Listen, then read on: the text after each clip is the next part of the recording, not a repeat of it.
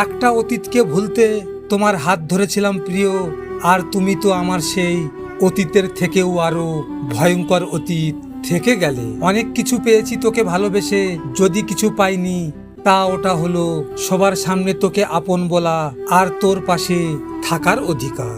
যে তোমার জীবন নষ্ট করে দিয়ে অন্য পুরুষকে নিয়ে হাসছে, তুমি তাকে ভাবছো তোমার শখের নারী, সে তোমার শখের নারী কখনো হতেই পারে না।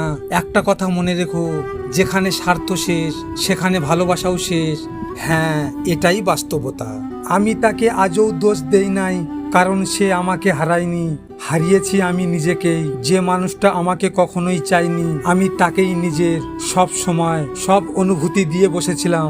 শেষে বুঝলাম ভালোবাসায় একতরফা হলে সব দায় শুধু নিজেরই হয়। ভুলে গেছে সে আমাকে, তাই আমিও ফিরিয়ে নিয়েছি মুখ। যেখানে ভালোবাসাটা ছিল মূল্যহীন, সেখানে বিচ্ছেদেই হোক শেষ সুখ। আমাকে ছাড়ার পর তুমি নতুন কাউকে পাবে ঠিকই, আমার মধ্যেও কমতি থাকা বিষয়গুলো তার মাঝে খুঁজে নিবে।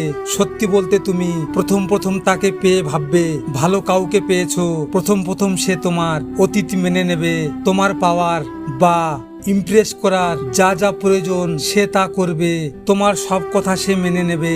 শুধু তুমি একবার তার ডাকে সাড়া দিয়ে যখনই তার হয়ে যাবে, তখনই বুঝবে তিতোটা কি।